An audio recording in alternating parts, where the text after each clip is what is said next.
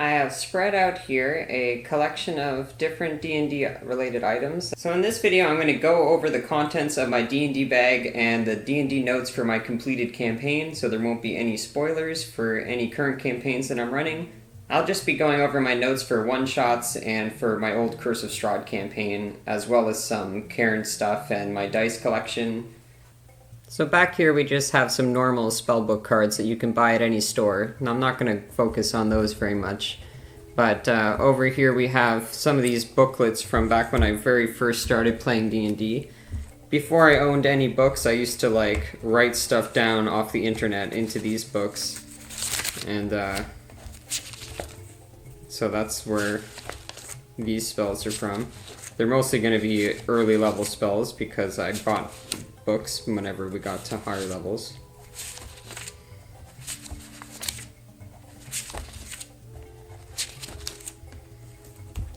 Then we have some of these little booklets from back whenever I just started playing D&D. So I was doing a lot of writing stuff out. So when I first started playing D&D, I didn't actually own any books, so I used to just write everything by hand. And then here we have much the same, they're just more specific to a specific character. Like I gave this to a player and they wrote their spells in it.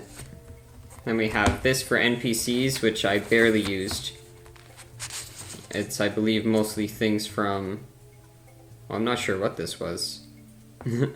I think this was from Lost Mines of Phandelver? I don't know. Not sure who those NPCs are. And then here we have this monster manual, which I actually used for most of my Curse of Strahd campaign, so it's actually full of things. I got a lot of use out of this little booklet, but quite a few times I would change stuff as I put it in here. And sometimes I would subtly change the spells as I wrote them down as well, but... well, I tried to be pretty accurate with the spells, but some other stuff I would change on purpose sometimes, especially monsters.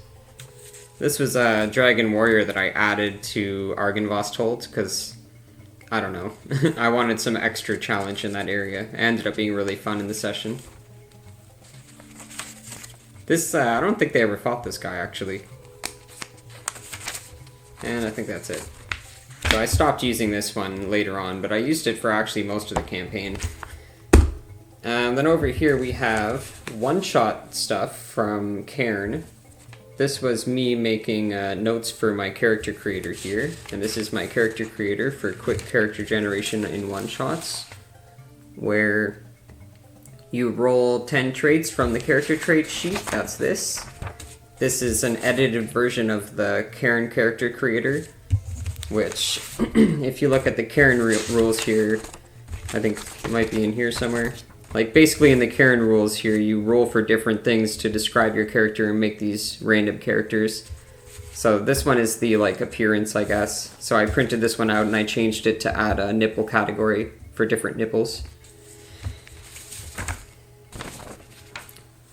So yeah, you roll on that sheet to generate an appearance for your character, and then you choose a background, and then you choose your species, you get special traits, take your ability scores. It's kind of like a hybrid between Cairn and D&D for making one-shot characters. And then we just have some blank Cairn character sheets back here.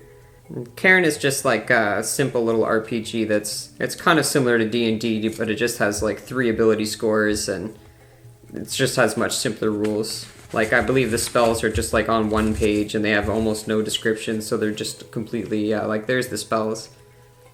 I think these spells are the most fun part. There's a lot of creativity to them. And next up we have this blank character sheet. This is a character sheet format that I used for several different characters. We have this character, Lorenda of Sol. This was a character in the last campaign that I played in. She's a druid dwarf. She was level 6 last time I played her. Here we have the spells of Lorenda.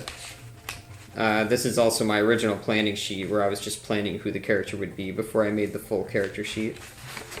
And then here we have a page where I wrote down the spells that she would typically use, and then I put a check mark next to the ones that are prepared that day. Then over here we have my notebook that's filled to the brim with mostly Curse of Strahd notes. I'll get into that in a moment. And then over here we have another character sheet for another dwarf that I played in a different campaign. It was pretty short-lived, and it's just using the same format.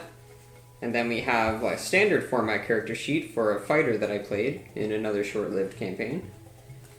And the maneuvers that she had selected because she was a battle master. And then we have a character that I have never actually played with, which is like a goblin cleric. And then we have my player's handbook, where I have marked up every single class on the side, so you can just quickly turn to pages. If I can do that one-handed, there's Sea Sorcerer with a tab for sorcerers, so you can quickly get there. And then we have my Drakkenheim book, which is the campaign I'm currently doing. So there will be no spoilers for that in this video, but I'm just showing that I have, I think it's 22 bookmarks along the edge of this book. And then back here we have some one-shot notes for the Wild Sheep Chase. You can just find that online. So it's pretty good though, I recommend it. And then we have my dice collection and my battle map that is just a whiteboard with permanent marker lines drawn on it. And then we have this 3D printed dice rolling tower that was gifted to me by a very cool player who, funnily enough, this was gifted to me not too shortly before or after we encountered a very similar staircase in the Curse of Strahd campaign. So it was a fun little coincidence. And here is my dice collection. Back here we have the dice that I actually used to indicate monsters and stuff on the battle map.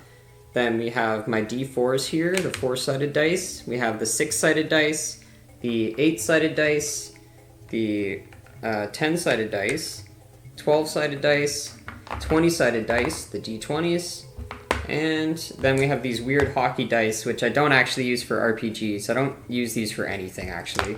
These are just something I bought at a thrift store because I thought they were cool. And most of my dice are not really too special. This is probably the most special one, is just one that has little mushroom inside of it. Mamma mia! There's this brown one, it's a nice shade of brown. And then of course we have the D&D notebook itself, where right at the beginning we just have a couple of rules things to help people learning how to play D&D. Some stuff from Lost Mines of Phandelver, and then we get into Curse of Strahd. And it becomes more point form, which becomes the style for the rest of the book. We have stuff about the first town. You can see here I started trying to use color to highlight different ideas, which is kind of useful.